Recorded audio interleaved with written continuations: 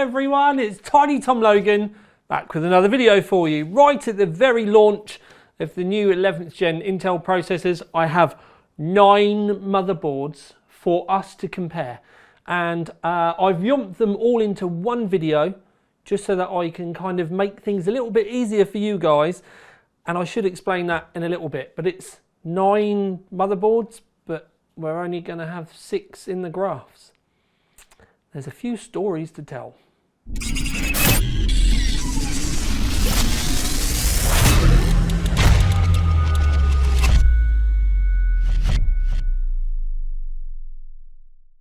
So then peeps, this video is going to be a little bit of a story time, and there's a lot of information that I do need to get across to you, and it does get a little bit complicated as well. So I have 9 motherboards that were sent to me for launch, and I have been testing all of them.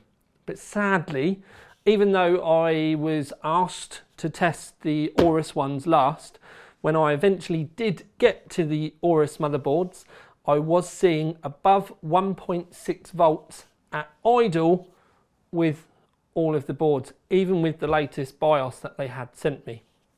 Now it did come down if I was to put the processors under load using Cinebench or Blender or anything like that. They did come down, but they were still then higher than what the other boards would have been at doing the same loads. So sadly, with the 1.6, it's not the first time I've seen 1.6 with an Aorus board. In fact, the very last launch, the 10th generation Intel processors had a problem with Aorus boards putting 1.6 volts through the processors when left on auto. It was something I had to double check with Intel. It was something I had to raise with Aorus. So it's just something that the BIOS on these boards needs updating. If you've already bought these boards, definitely stay on top of the BIOS updates, because you're going to need to. But that actually counts for these boards as well, because I tested all of the Asus boards on the 0611 BIOS, which was given to me by Intel. About an hour before I made this video, there is another BIOS out called 0702, which is actually meant to do some performance updates for the Asus boards, which I'll talk to you about as well. I was aware that there was going to be an Intel microcode update after launch anyway, but I was under the impression it was going to be late this week, so the beginning of April, maybe into the second week of April. The Asus one even surprised Intel, because they phoned me and said, "Have you heard about this?" I was like, "Yeah," and they were like, "Well, we had no idea this was coming." So the reason why I've put all of these in one quick video is I kind of need to test these, but I can't at the moment until they fix the BIOS. It's just not safe. I don't like 1.6 volts. I'm not cooking the only processor that I've got when I do need to test other motherboards. I also, these are going to probably be updated as well, but I've still got a fairly good feeling for the way these are, but the BIOSes could still make a fair bit of difference. So I'm going to wrap them all up into a single video so that you can get a rough idea of what's going on. Now, if I bring the VRM temperature testing up, the Asus board, the Hero, does look very strong at the top. But the board was doing this weird thing where when using Prime or OCCT, it wasn't actually going to 100%.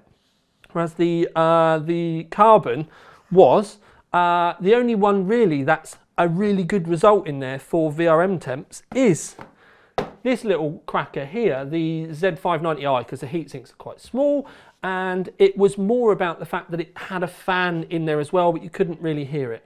Now, I should kind of give you a skim over, because we do have the ROG-Strix Z590i. We have the ROG-Strix Z590e, which is like I call it the extreme Strix, but anyway. Then we also have the Z590 Plus Wi-Fi.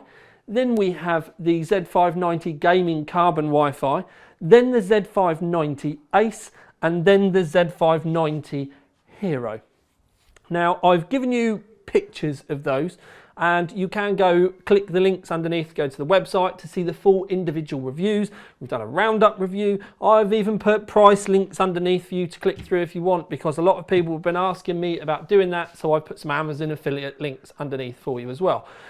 Now, I'm not that fussed about the Amazon affiliate links giving me a kickback per se, but it does help me show, if you were to make a purchase, it means I can show MSI, Asus, Aorus, Intel, Nvidia, AMD, shows anyone that people do possibly follow the links from my channel. So if you are interested and you do use it, thank you very much. But it's not about the money for me, it's about the information that I can forward people on. So it's up to you if you want to use them. Thank you very much. Anyway, so VRMs. I was actually quite impressed with the ITX VRMs. The fan was on, as in the VRM fan was on. But beyond that, like the Hero, for example, I was struggling to get it to stay on full load. Now, I don't know whether that's something they've implemented to reduce temps. I don't necessarily want to suggest that until I've had another couple of more BIOSes to play with, because we are pre-release and very early days, but it was something that I've passed on. So VRM temps, they were okay. They were all okay though. There wasn't any particularly hot ones other than these, because these did get very warm, but these were pulling loads more power as well. It's like the Gigabyte engineers have gone in and turned all the wattages up, which kind of does help the performance, but then the VRM temps they were all 80 to 90 degrees, which then compared to the ones over here, which were 60s, there's a difference. But that is very much a BIOS thing. And sadly, with the Aorus, it always does seem to be the BIOS engineers that let the whole team down, because electrically, these boards are brilliant, like they have been for ages since they really updated all their VRMs and stuff. But the BIOS engineers are literally letting the side down. Aorus have to give the BIOS team more resources, more time, more people. I don't know. But they need to spend more time on it, because it's literally, it happened exactly the same in the last launch, and we're doing exactly the same thing in this launch. And to be fair, I'm fed up with saying it. I'm just not surprised with them anymore. It's not that I'm not surprised that they're doing it, it's that I'm surprised I'm not surprised at 1.6 volts. I'm just surprised that they've managed to do it again. It's that kind of, it's weird. But anyway, so we will move on. And the thing I cannot stress enough is they are actually really quite close in the grand scheme of things. But the Z590i was a cracking little performer straight off the bat. And for an ITX to be performing that well, whether it's the reduced PCB size, I don't know, but there wasn't particularly anything holding that back. The next one that surprised me the most was the carbon Wi-Fi, because price-wise, being around that £250, £300 mark, yes, they are eye-wateringly expensive, but that's because they're more expensive to make, because there's more layers in them, there's more copper in them. They have to get them certified with PCI Express 4, which is why they have to make them so much more expensive, because they're just more difficult to make.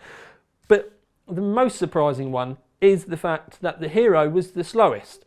Now, there are very small tolerances between each of the boards, but when you put them into a graph, when the one that Intel sends you is the one at the bottom, it does then make you wonder what's going on. But that also then links back to the fact I've already told you that they're releasing another BIOS with performance increases.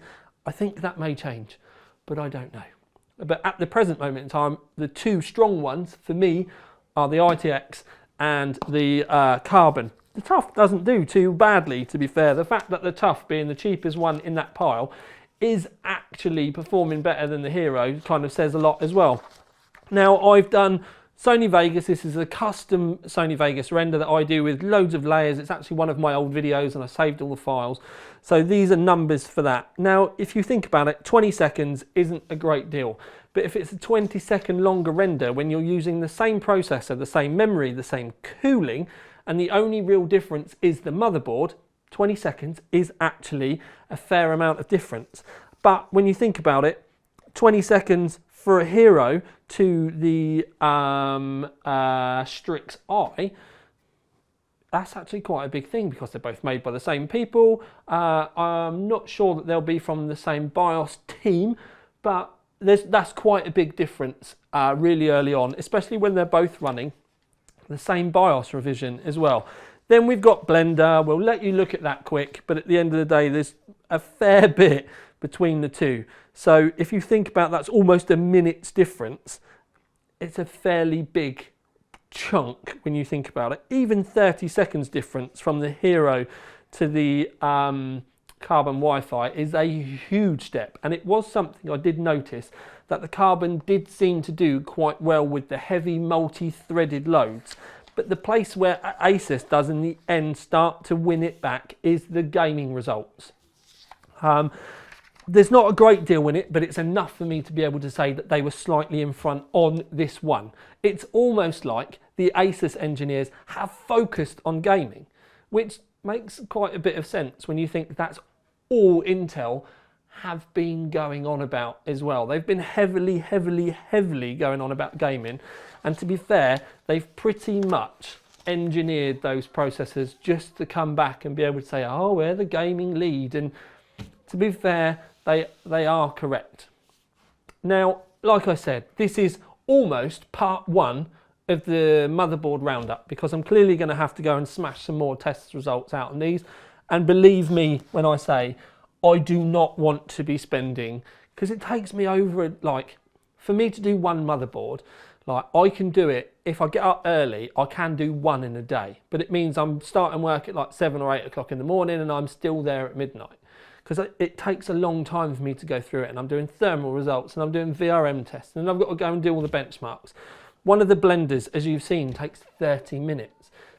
I take half an hour to do one thermal result, but then I have to do a thermal result with it at stock. I have to do a thermal result with it with ABT. Then I have to play around with memory settings and see if it makes any. Honestly, it takes an age. So the thought of having to do all of these again really doesn't inspire me with a great deal of confidence, if I'm completely honest. And I actually wanted to have had these done already.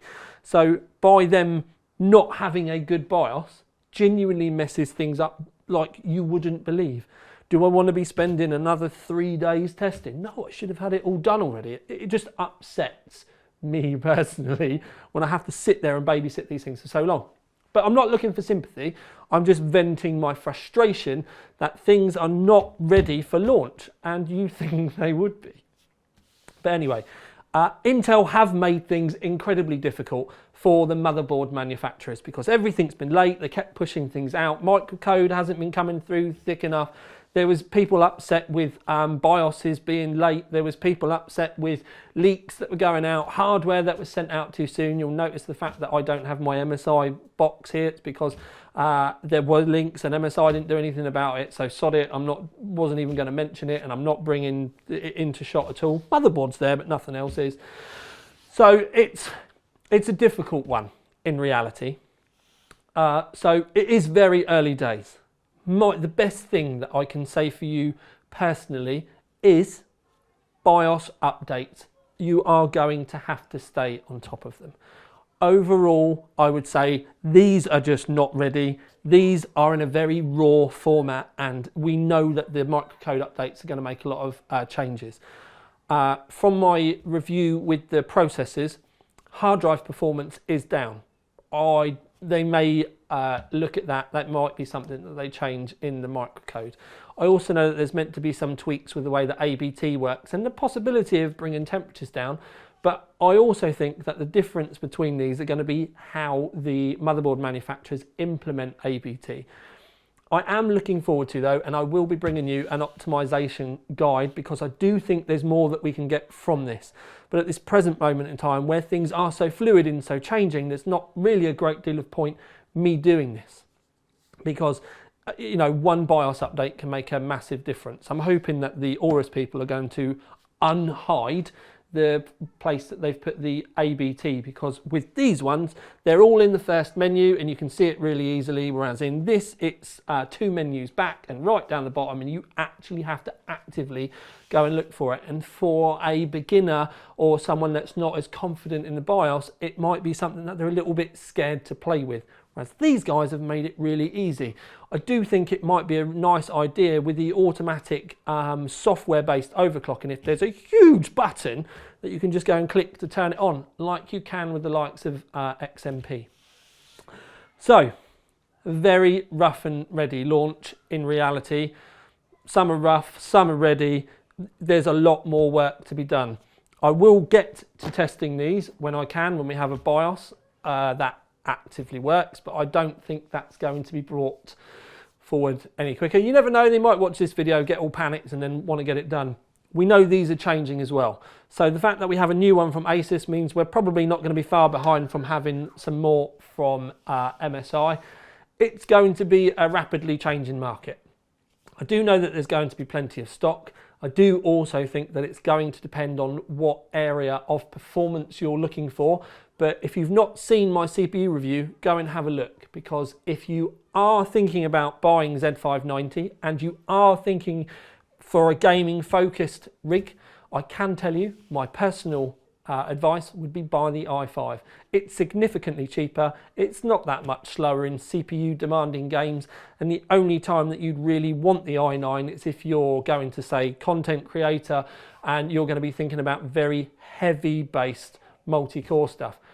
But the weird thing is because if you are on about very heavy based multi-core stuff, the old 10th gen processor was faster because it had more cores. So there's no real easy answer other than if you're just going to be gaming, buy the i5.